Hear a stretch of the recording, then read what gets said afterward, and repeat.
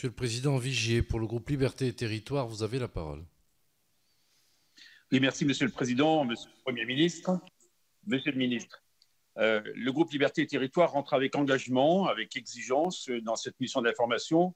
Vous me permettrez d'avoir une pensée pour les malades qui, chez eux ou à l'hôpital, luttent contre le virus, et une pensée affectueuse pour la communauté médicale qui montre, une fois de plus, une détermination et un professionnalisme sans faille. On leur doit donc une mobilisation, une exigence et une transparence.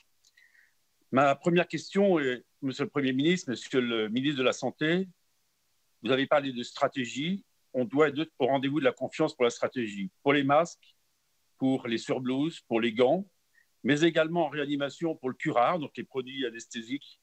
Est-ce que oui ou non, parce que vous connaissez la charge malheureusement qu'on va avoir devant nous avec cette crise très forte sur les 15 jours qui arrivent et probablement tout le mois d'avril, est-ce que nous sommes en capacité de rassurer à la fois les malades et le personnel soignant sur la disponibilité de tous ces produits, de manière à ce qu'on évite ces ruptures de charge qu'on a pu connaître à tel ou tel endroit et avec une mobilisation à la clé de tout l'outil industriel français.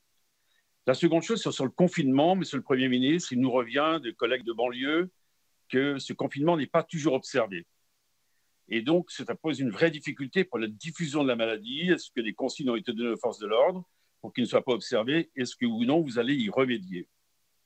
La troisième chose, sur le diagnostic, Monsieur le Premier ministre préfère démonter à 20 000 tests, c'est très bien.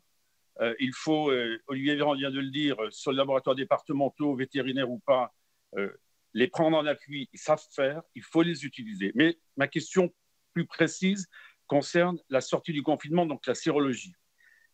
Est-ce que oui ou non, on disposera de réactifs en quantité suffisante pour faire ces dépistages massifs, pas ces dépistages, pour cette sérologie massive, pour savoir qui est guéri et qui ne l'est pas, parce que c'est un élément fondamental et stratégique de la sortie de cette maladie et de la sortie partielle du confinement.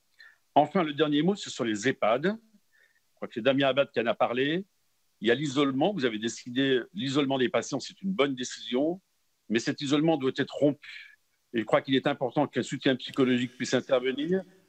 Je termine, Monsieur le Président.